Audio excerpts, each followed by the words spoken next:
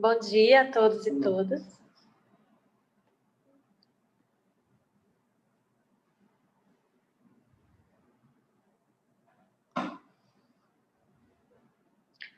Bom dia a todos e todas.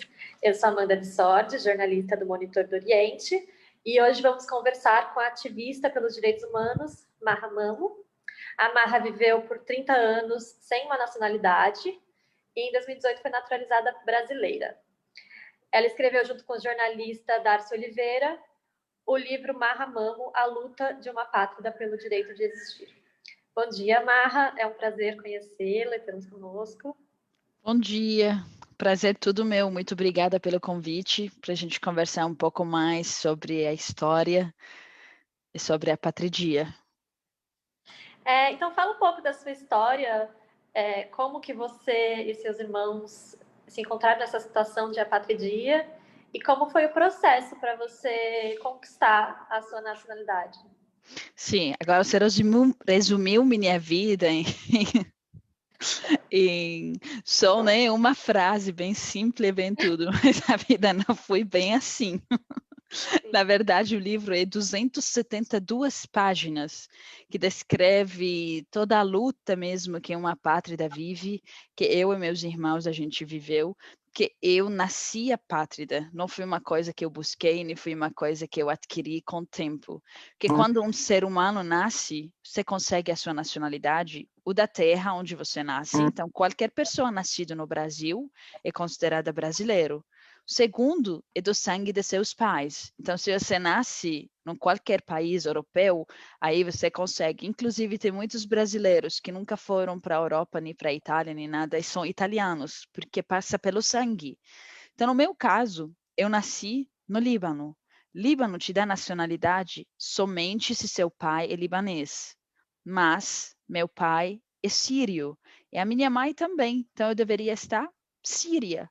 Mas minha mãe é muçulmana, meu pai é cristão. O casamento interreligioso entre uma muçulmana e um cristão na Síria é inaceitável. Por isso, quando eles se apaixonaram, saíram da Síria, foram para o Líbano. No Líbano, teve esses 3 crianças que, no mesmo tempo, não são nem libaneses, nem sírios. Aí a gente nasceu como apátrida. O que significa nascer sem documento e sem existir? Quando você nasce, seu primeiro desafio como criança é estudo. Como você vai para a escola se você não tem documento? Então, foi a minha mãe que foi pedindo favor para escolas até conseguir uma escola que aceitou a gente e começamos a estudar. Mas na vida, muitos desafios e fomos conquistando pouco a pouco.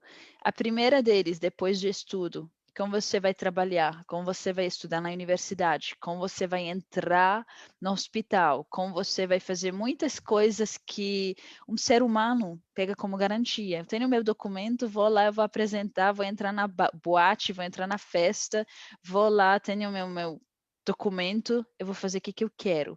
Mas não era a minha vida com minha irmã, meu irmão, nem as vidas dos apátridas. Quando foi que você se deu conta dessa sua situação, assim, de que você não poderia viajar, por exemplo, você não tinha essa documentação? Em que momento da sua vida você percebeu essa diferença entre você e as outras crianças, por exemplo? Na adolescência, que eu era escoteira, aí a minha turma decidiram viajar para a Jordânia para fazer um trabalho voluntário em Jordânia.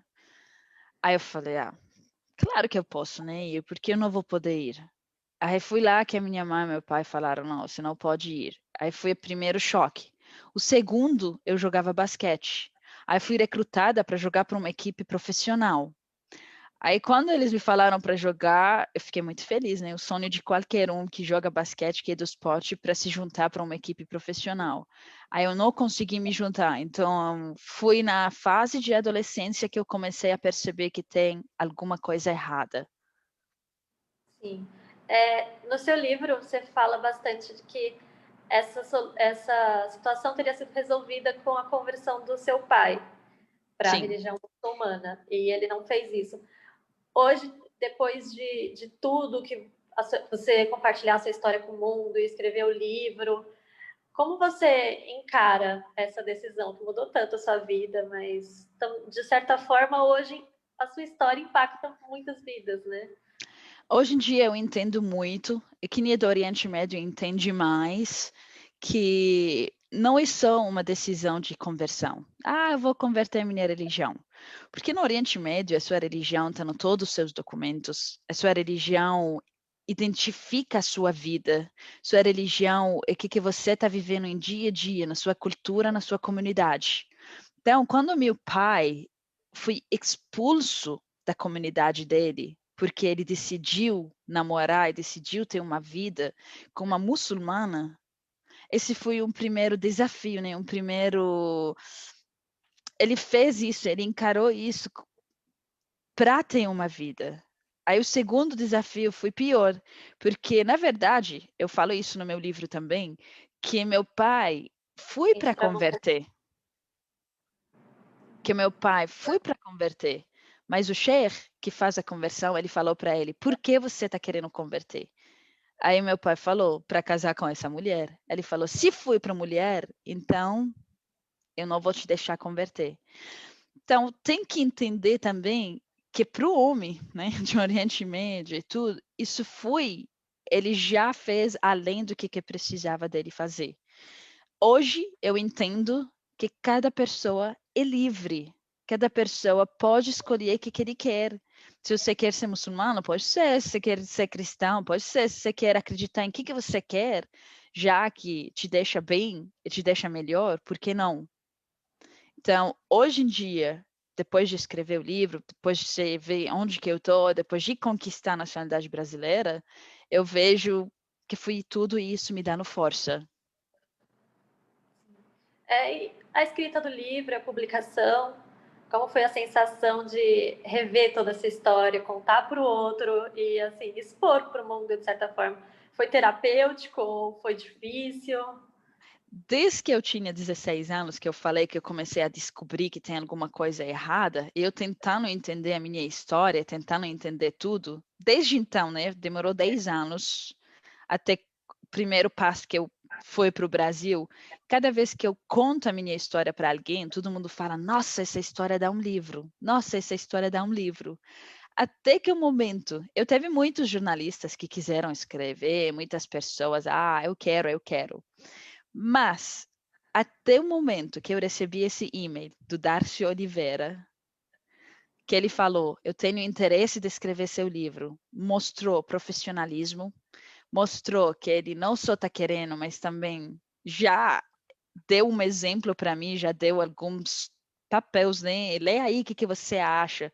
Eu achei sensacional. Eu achei o jeito dele escrever tão leve, então você consegue viajar, né, nas eu chorei com a minha história. É meio doido, né, mas Eu que eu também achei chorei. que eu achei muito legal. Achei o jeito dele escrever, ele me deixou sentir o cheiro do Líbano. Então, o processo mesmo foi muito difícil, mas a leveza do Darcio, que hoje a gente somos, né, mais do que amigos, eu considero ele como meu irmão, que ele foi para o Líbano, ele encontrou com minha mãe, eu não poderia ir com ele, ele foi sozinho, ele viu onde eu andava, ele viu a minha escola, ele veio para Belo Horizonte, ele entrevistou as pessoas, ele conversou com as pessoas, ele se dedicou, essa que é a palavra certa, se dedicou até a gente conseguiu essa obra, ele que foi atrás, então a editora Globo amou e adorou, e a gente conseguiu publicar.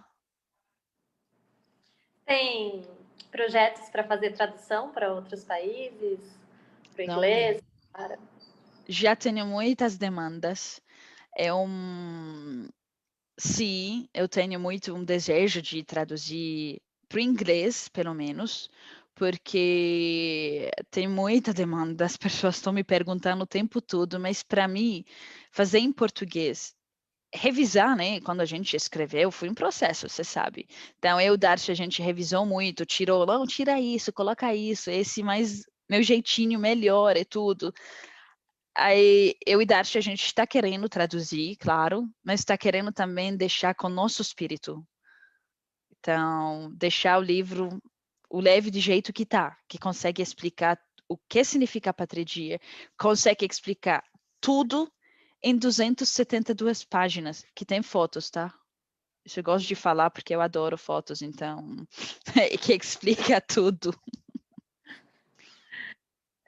E as fotos dividem o livro na metade, né? Depois das fotos, um pouco mais pesado. Falando um pouco da apatria, Sim. a campanha I Belong da Acnur, quais ações são feitas para chegar ao fim da apatria no mundo? E qual foi o papel do Brasil nesse plano de ação global para erradicar a apatria até 2024? Uhum. O Brasil foi o único país que me acolheu. Quando eu cheguei no Brasil como apátrida, eu descobri que não tinha mecanismo para resolver isso. Então, não tem como eu, como pessoa apátrida, pedir a nacionalidade brasileira e ser naturalizada como brasileira. O que eu comecei a fazer? Eu fiquei sabendo, eu cheguei em setembro, em novembro, a Acnur lançou uma campanha. A campanha chama I Belong, que significa eu pertenço.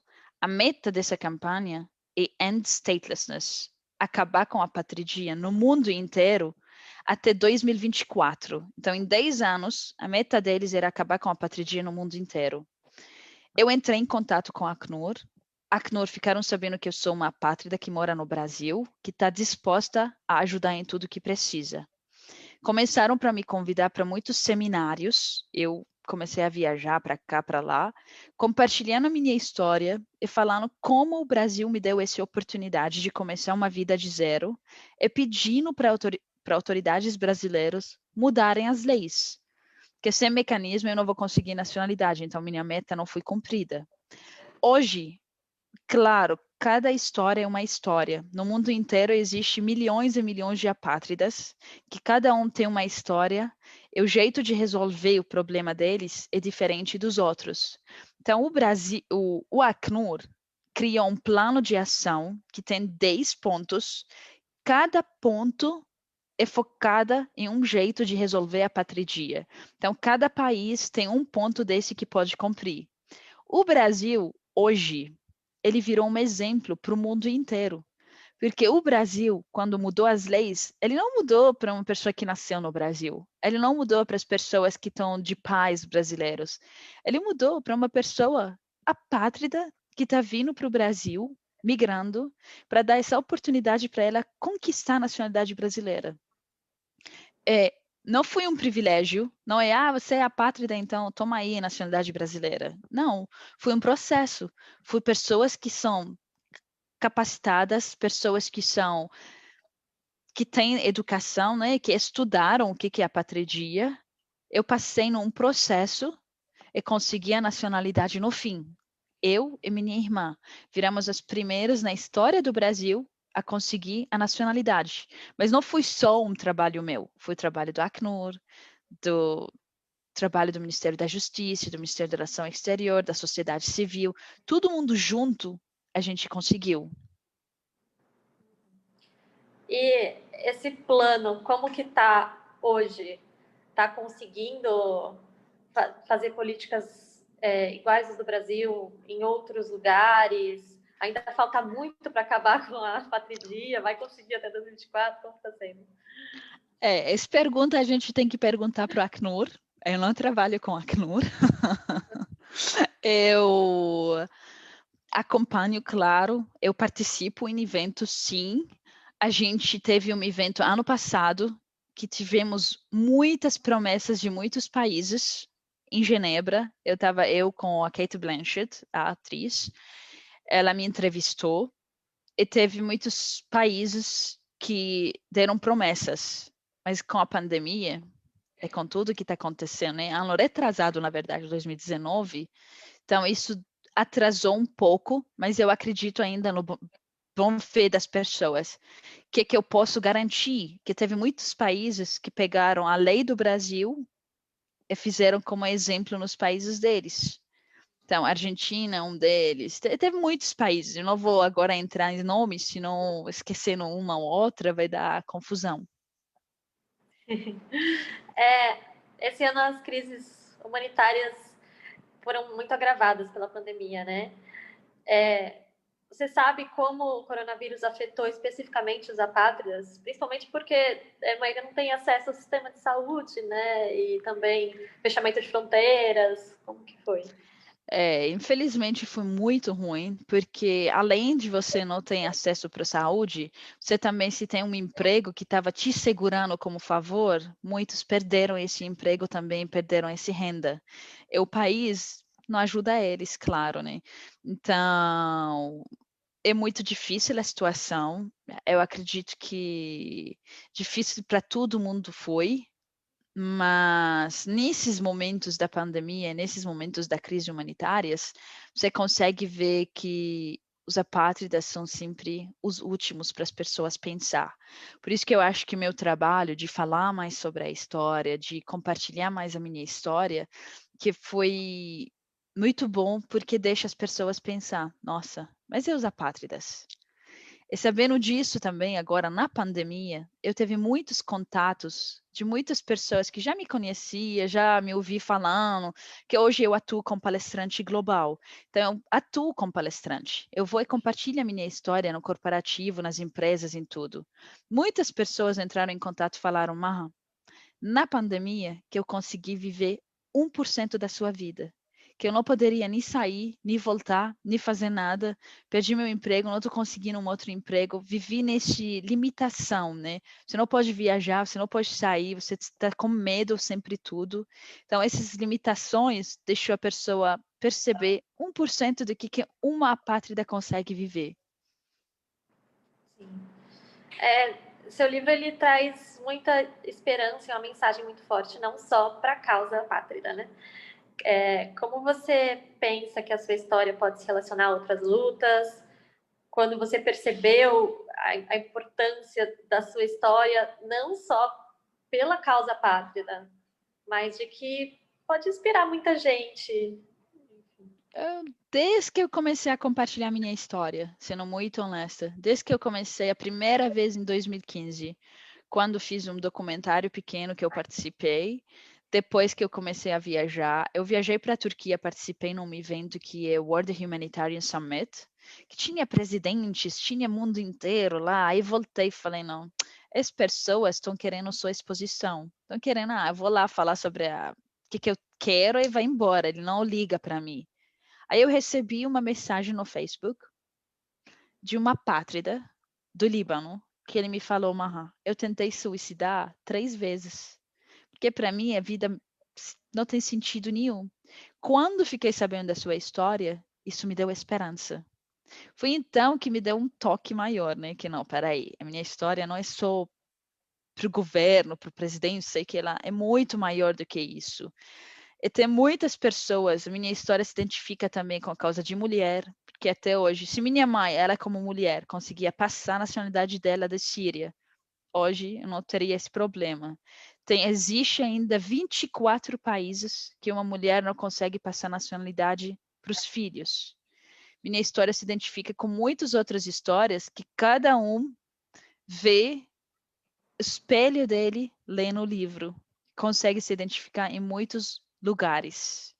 Eu achei muito bonito no livro como você se preocupou em citar cada uma das pessoas que te ajudaram de alguma forma e essa rede de amizades que levou aonde você está hoje, assim. Eu acho que a mensagem também vai muito isso, da amizade, como você, as pessoas que passam na sua vida, como elas podem ser importantes, né? E acredita que tem muito mais. É verdade que a gente teve essa discussão muitas vezes, que eu teve que tirar muitos nomes, senão vira livro de nomes. Sim. Muito obrigada pela presença, Marra. Foi um prazer tê-la conosco, por poder compartilhar essa história tão inspiradora. Muito obrigada mesmo. Obrigada a vocês por me dar esse espaço. Espero que inspira muitas pessoas. Obrigada mesmo. A gente publicou no nosso site uma resenha do seu livro.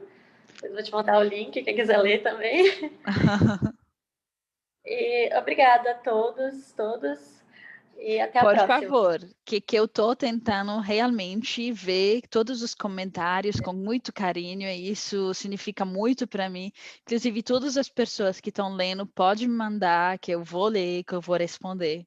O que eles acharam, né? Que eu estou muito ansiosa de saber. Vou dar para você. Então, obrigada. Obrigada. Até a próxima. Tchau.